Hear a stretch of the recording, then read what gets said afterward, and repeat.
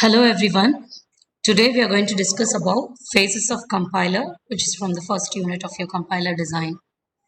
So before we proceed to the topic phases of compiler, I'll just give you an idea how a program has been executed in a computer. Whatever the programming language is going to be, how does the program has been taken and how does the computer has been recognizing the language that we are writing and how is it converting to what the computer can understand. All right. So this is the system that it has been following in every computer, language processing system we call it as. So whenever that you're going to give an high level language, the computer will be understanding only a low level language, that is zeros and ones. It will be able to understand. Correct? The language that we speak and the language that we create is all going to be high level language.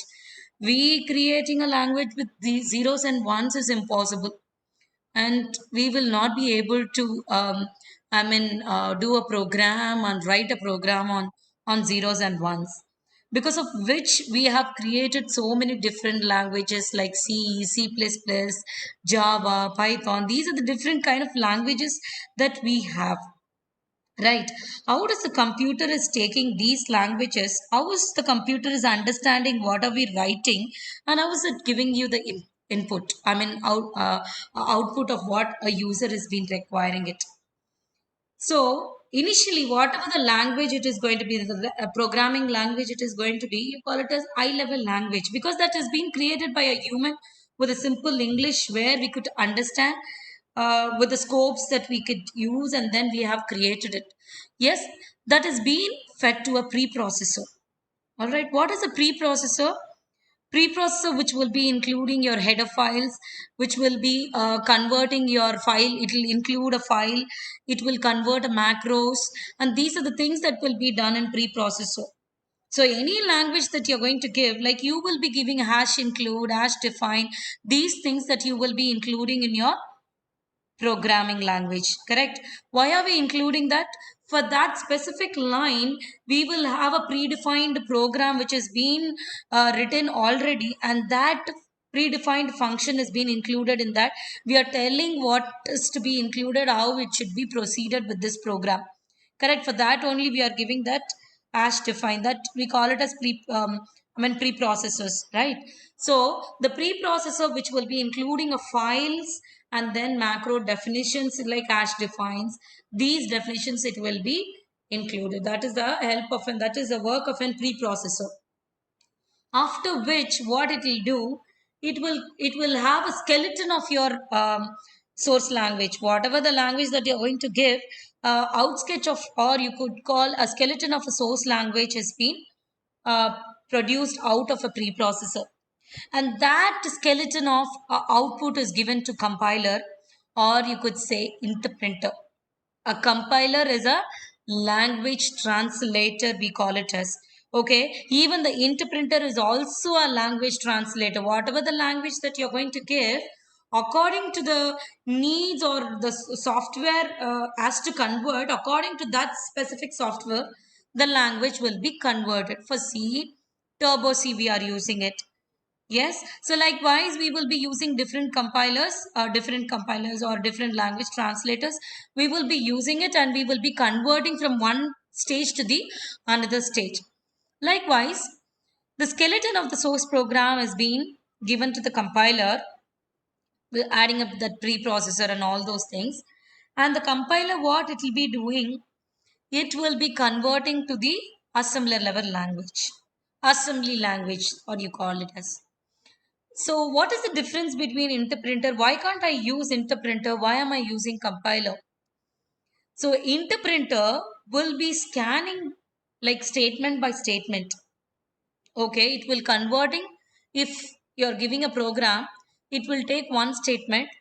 It will convert that statement to an assembly level language, and then it will be fed out. Correct? But compiler, what it will be doing, if you have 100 line, that complete 100 line will be scanned, and then that will be converted to the another stage.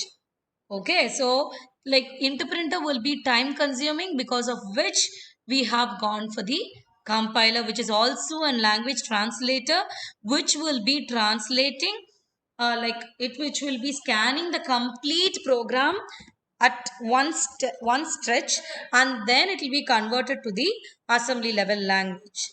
All right, that assembly level language is being taken as an input to the assembler. The next machine is going to be assembler, and then according to the assembler, either it will be machine independent or machine dependent. Like we have seen in my previous videos, I've explained you about what is machine independent and what is machine independent. According to that, it will optimize the program and then it fed to the assembler. What the assembler will do, it will reallocate, it will give the output as relocatable machine code.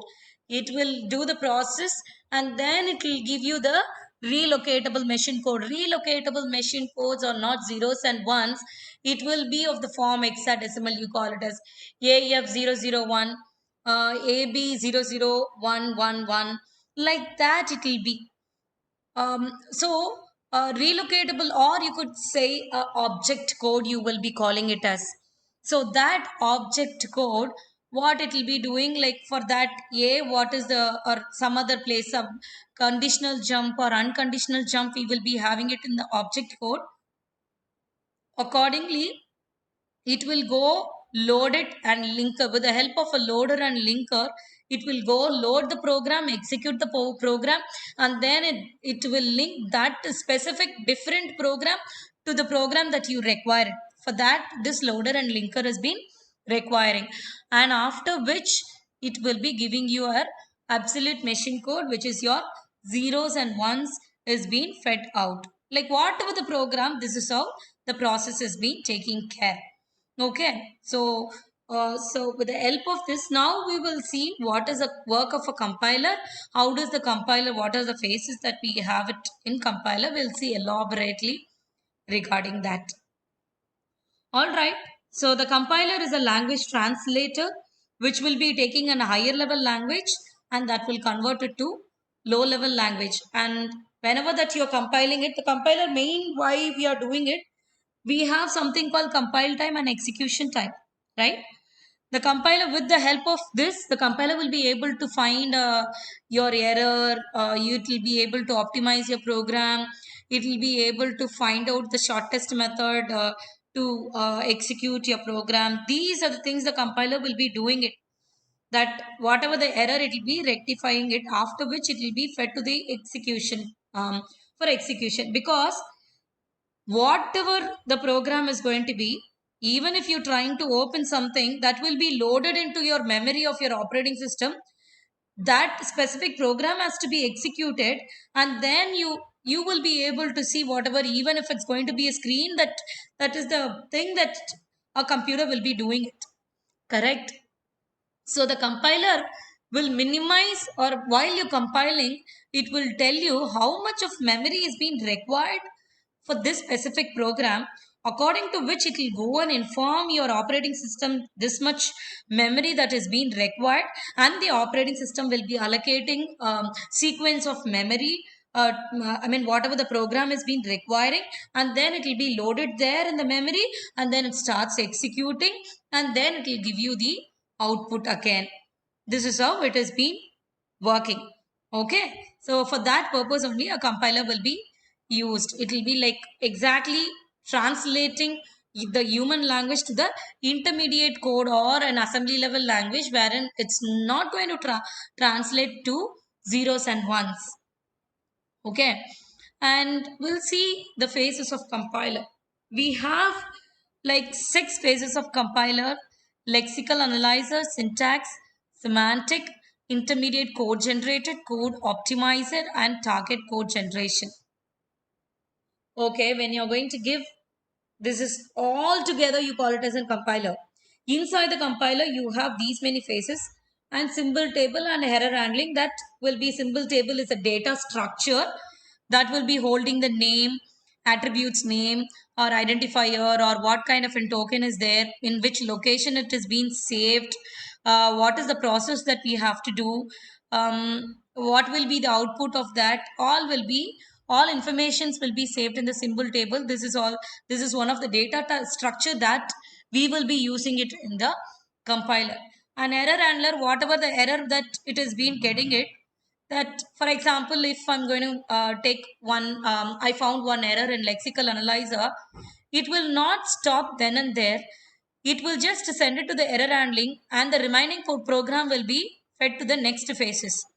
And the error handler work is to find out what error, where it is come, why it is came, and it will be like it will resolve the error and it will give it back to lexical analyzer and then start proceeding it. Only that specific error will be executed and then given out, not the complete program. Only that specific error will be executed. This is the advanced work that the compiler will be doing. So what is the work of a lexical, syntax, semantic, intermediate code generated, code optimizer, and target code generation that we will be seeing it now? Lexical analyzer, that's the first phase of your compiler. So whatever that data that you're going to give it, the source program will be converted to streams of tokens. That is the work of an lexical analyzer. It will take off whatever the source. For example, if I'll show you then and there examples also so that you will be able to understand it. See here, for example, this is going to be my source language. C is equal to A plus B star 5. This is going to be a source that I'm going to send it to my lexical analyzer. It will be separating lexemes and tokens. Lexemes, any meaningful things that you call it, characters that you call it as in lexeme. Tokens, that like tokens are something, a character, or you will be finding what do you call, like meaningful characters, you call it as an tokens. For example, A to Z is an alphabet which is meaningful, right? We have A, B, C, D, E, F, G, everything that we have, alpha, beta, gamma, that we all have, and that's all meaningful. We have named it. Anything which is not predefined by the program, like equal to is an assignment symbol, less is an additional symbol, operator that you call it as, multiplication is an operator, multiplication operator you call it as, 5 is a constant you call it as, but A, B, C, that you don't know. So these letters you call it as an identifiers. So naming this you call it as in tokens, like meaningful data that you call it as tokens. So C is an identifier, equal to is an assignment symbol. So these you call it as an token. So the lexical analyzer, whatever the data that you're going to give it, it will split, it will scan from left to right, character by character. So first it will scan C, identifier, it will be saved in the tokens. Okay, D, equal to, what is the token of for this? Assignment symbol, this is the token for that. Okay, assignment symbol. A, what is it? Identifier is a token. Okay, plus, it is an addition token. B, identifier token. Star, multiplication token. 5, constant token or a number. This is how a lexical analyzer will be splitting up. Okay, like the next, after which it will be finding out how many tokens has been splitted. It will be finding out. Here it will say this is called identifier 1, identifier 2, identifier 3. 3 identifiers has been found. Identifier 1 is equal to identifier 2 plus identifier 3 star a number. Okay, that is how the lexical analyzer will be splitting. Then that stream of tokens is being sent to a syntax analyzer. So what is the work of a syntax analyzer? The syntax analyzer will be taking the input from the lexical. So the lexical analyzer has fed streams of tokens. Those streams of tokens has been fed to syntax analyzer, and it will form a syntax tree or a parser tree you call it as. Syntax tree or a parser tree, I'll show you an example. See, this is how a syntax tree will be created. C is equal to A plus B star 5. Your leaf node will be containing operand and your interior node will be containing operator. from top to the bottom that you will be taking it off. C is equal to, actually, like from last to from back to front, it will be taking B star 5 because your B star 5 is being taken first. Then it will be going plus A. I have to add plus here. So plus A, then equal to C. So then equal to C. From first multiplication operator precedence has been working for multiplication, then plus operator, then equal to C as syntax. Why? Because why it is forming like this? Why can't he just convert it to the next level? Because anything that like you reading, then someone explaining, or then seeing the diagram, that you will not be understanding what is happening, right? You, if you see practically, or if you do practically, you will understand the content of what it is been doing it, correct? So even the compiler understands only if it forms a diagrammatical representation, only then it can understand where it has been doing any mistake, has been any error has been executed, or anything that has been missed from the source language. It will be compared with the source. C is equal to A plus B star 5. C is equal to A plus B star 5. Yes, that's right. Correct. Now, it has been equivalent with the source language. It is correct. So, syntax has been over. The next phase is after which it will be going to semantic analyzer. What is the work of a semantic analyzer is, semantic means meaning. So whatever it has got the output from syntax, it will be fed to the semantic as an input, and the semantic analyzer will check the meaning of whatever has been created in the previous phase. So what is the meaning? Like for example, if I'm going to change something that is going to change the meaning of the program, that I should be checking and finding out, and every single thing will be fed into the symbol table. So initially, lexical analyzer information, if you will get syntax error, remember that when you try to execute something, you will be getting some syntax error. That means something has been went wrong when you're trying to collect the token streams of tokens. That is why you will be getting a syntax error. So those information will be saved in symbol table. What are the identifiers that we have? What are the variables that we contain in the program? Where it is being saved, which address it is being saved, everything will be contained. Those informations will be kept in the symbol table. Okay, then it will be going to each phases. In each phases, it will get the information from the symbol table mostly. Like if I make any modification, like for example, I found some error has been found and it has been done again. I've been feeding to the lexical that only that specific error, and that specific error has been done and kept it in the symbol table. Okay, whenever I'm trying to retrieve specific data from a symbol table, the symbol table will be giving that data to the required phases. Okay, this is being done. Do you want the error free answer, or do you want this statement that is being executed, which is being cleared, and that will be taken by the remaining phases. That is the work of a symbol table and error handler, which will be helping all the complete phases of your compiler. Let's see semantic analyzer. You see, I'll show you semantic analyzer with examples. So see here, 5 is an integer. Okay, I'm changing to float 0.0, 5.0, which has been missed here. You can type, you can make a note of it. Here you can change it to 5.0. If that's the case, I'm putting it, I'm converting integer to a float. Okay, now tell me 5.0 is equal to 5. Is it same? Yes, that's same.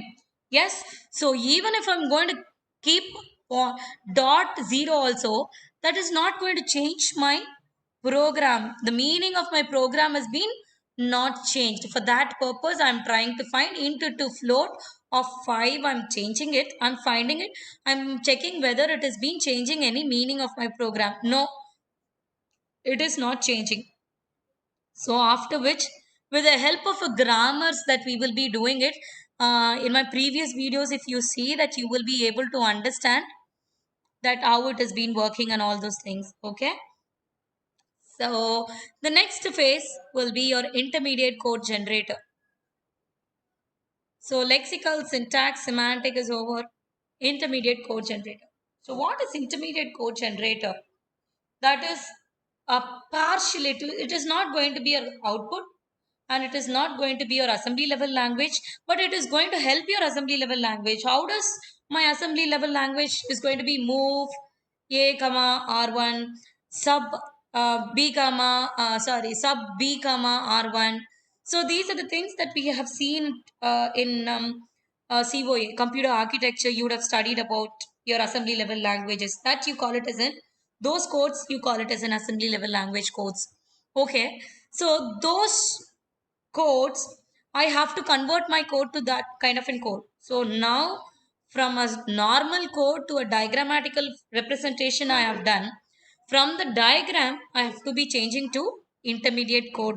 So how do I change it? So I need to have some certain temporary variables to change my intermediate code. Okay, I'll just show you. See here. It generates intermediate code that is of the form which can be readily executed by machine. We have many popular intermediate code, example 3-address code, etc. So in my previous video, I've discussed about what is 3-address code, quadruples, triples, and indirect triples. If you see that, you will be able to understand. Mostly we are using 3-address code only. Correct. So you see here, lexical, syntax, semantic is going to be one phase. You call it as analysis phase. These three analyzer are forming one phase, that is front and back end, we call it as.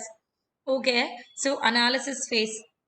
And code optimizer and target code generation is going to be your synthesis phase. So analysis phase is going to give one output. That output is being going to give it to intermediate code. Intermediate code is going to do something, and that is going to be give it to the code generator. Will be code generator, that is code optimizer and code generator will be doing one work, and it gives out the output. That you call it as two phases, analysis phase and synthesis phase. Since this is between the analysis and synthesis, it is called as an intermediate code generator. That I have explained in this PPT, that if you see that, you will be able to understand this. So let's get into intermediate code generator. Okay, see this. So this is what my semantic diagram has been. Correct. Now see, taking my int to float of 5 in as t1. I'm putting this in a temporary variable called t1. Okay, because my intention is to have my code to be like assembly level language. I wanted to convert it to assembly level language. For that purpose, I am going for this. So t1 is equal to int to float. Okay, this is t1. Okay, and then T2 is equal to, this is identifier. So because ID1, identifier 1, identifier 2, identifier 3 this is. So ID3 star my T1, because my T1 is into 2 float of 5. So ID3 into T1. Okay. Then my T3 is equal to, what is my T3 is going to be? ID2, identifier 2 plus my T2. This is all in T2. ID2, identifier 2 plus my T2. And ID1, identifier 1 is equal to my complete 1 is there in T3. So T3. So this is how I have converted. But if you see, I will be able to minimize this code also. That you call it as in code optimization. Why did I told you that code generation directly is? Code generation and code optimization will work in hand. That is, when code has been generating, it will optimize it side by side. It will not take a special phases. While it is being generating, it will optimize, or it will, we have seen like common sub expression, we have seen certain topics about machine independent code generation, that we have seen like transformation of codes. Yes, if you see that, you will understand it. So code optimization will be done when code generation is being doing it. So see how I'm going to optimize it. T1 is equal to ID3. This is my third identifier. ID3 into 5. Taking this completely as T1. First I have taken this, only this, but now I have taken the complete phase as my T1. Now ID1, identifier 1 is equal to ID2 plus my T1. Yes, I'm going to get the same value. It is not going to change. Yes. Code optimization is going to eliminate the unnecessary lines, eliminate the repeated lines, eliminate unnecessary memories where it is going to take it, and it will optimize it. Why it is optimizing? To make sure it executes quickly, faster, to make sure it executes faster and easier. For that specific reason that we are doing an optimization. Okay, optimization is done. So how do we generate to as an assembly level language? See, instead of load also you can have move. You can also have move. I'm writing this because in your textbook it is with move, uh, multiply, add. Load and store is not there. LDF is load and store. F is like extended version for that. F we are using. Move ID3. You can write ID3 comma R1 comma R1. ID3 comma R1 is your identifier, third identifier is being put in R1. Okay, I'm moving it in the register now.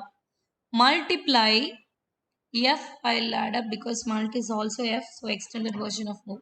Mul F of R2 comma 5.0, that is the number 5.0 into to float it is correct. That is why it is 5.0 in the register R2.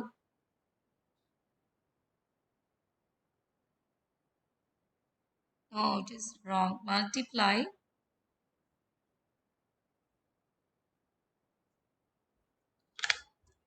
multiply 5.0 comma R1. Already in R1 I have B. Correct. In my register I have put the variable, or the I have put identifier B. Okay, the B value is already there. Now I have to multiply B value with 5. Correct. So already it is in R1. So I'm going to multiply my 5 with B and I'm putting it in R1. Now my R1 is containing this value. B into 5 value is there. Okay. Multiply. Again move.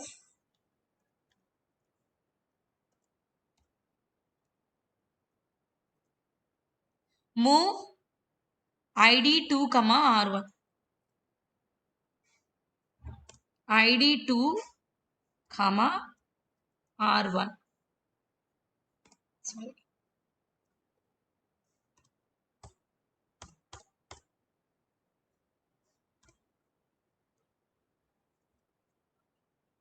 ID2 comma R1. Okay. Sorry, R2. I am really sorry.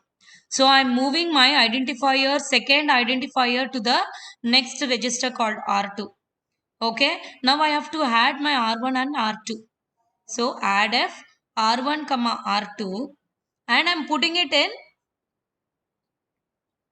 add R1 R2 comma R1. This is going to be because it will add R2 and R1 and then it will save it in R1 register. Okay. And finally it will move ID1 comma R1. That is moving my ID1 and R1. It's already having the value of these things. The final value is there. Now it is being saved in the, and now ID1 is equal to, you're assigning ID1 is equal to R1. You don't have to use store. If you're using load, you can have this, or else Just move f id1 comma r1. You are moving this, that is you are assigning the id1 is equal to r1. Now this is how an assembly level language will be. Any doubt in this? So that is what I've mentioned here in all my PPTs here. I've explained theoretically, but I showed you with an examples. So what is lexical, what is syntax and semantic, what is analysis phase, and what is synthesis phase, and what are the symbol table issues that you will be getting it. What is the work of, what are the errors that, what is the work of a symbol table in the first phase, second phase, third phase. In lexical, you see, creates, it will be creating a new table entries, like entries about tokens. What are the tokens that we got it? How many variables relevant to that? Like this, it will form it. A table will be created like this. So these are the lexemes, these are the tokens that will be created in the lexical analyzer. And in the phase while it is doing lexical analysis, syntax, it will add information regarding the attribute types, what type of an attribute that we are adding, scope of each attribute, so how long I'll be able to use specific variables, dimension of it, line of reference, any address that if I need to include that, I should be including in the table. Semantic analysis uses available informations in the table to check for semantics.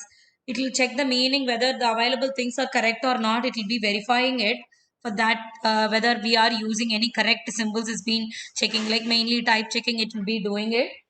And the next one is intermediate code generation. It will refer intermediate code generation. Mostly it is done in analysis phase. So here it will be taking information. Intermediate code will be taking information from the symbol table. Okay, code optimization also. It will also uses the information from the symbol table. What kind of machine dependent it is, how it is being optimized, those information also will be saved in symbol table. Generates code by using address information of identifier present in the table. So the information that is there in the for that specific identifier, specific address will be there.